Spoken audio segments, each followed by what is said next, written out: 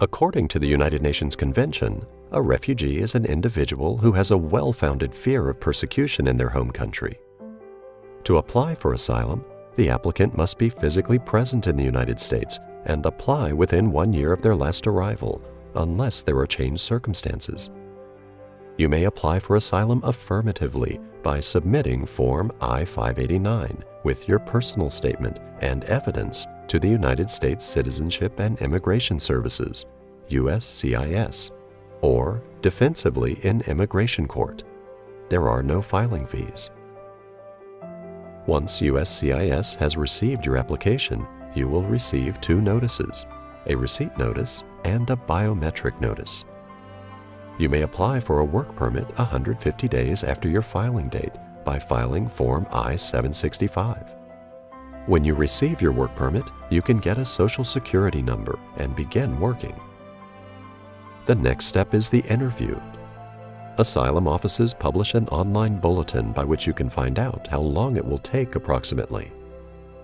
If you have a lawyer, they will prepare you for the interview and go to your interview with you. The interview is the most important part of your asylum case. If you have additional evidence, you should submit it to the asylum office where your case is pending, following the deadline requirements of the asylum office. All your derivative family members must come to the interview with you. If you or any of your derivatives do not speak English, you must bring a translator. The asylum office does not provide translators. You must bring to the interview all original documents which you have. After the interview, the asylum officer will determine if you are eligible for asylum. In some cases, the asylum office provides the decision within 2 to 3 weeks, but sometimes it takes much longer. If the asylum officer finds you eligible for asylum, you may receive approval and become an asylee. You can get a travel permit and travel abroad. After 1 year of physical presence in the U.S., you may apply for a green card, i.e., permanent residence in the U.S.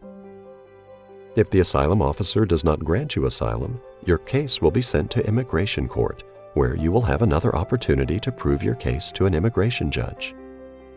The immigration court will first hold a preliminary hearing called a master hearing, where the court will schedule a date for the final hearing called the individual hearing, at which you and your lawyer will present your case. If the judge grants asylum, you will become an asylee. If the judge denies your case, you may appeal the decision. Cases in immigration courts cost more money and take years during which you cannot travel out of the country and remain uncertain about your future and the future of your family. What you submit to the USCIS at the initial stage forever stays with your case and will be considered in the immigration court. Therefore, if you plan to apply for asylum, it is crucial to work with a qualified and experienced lawyer from day one.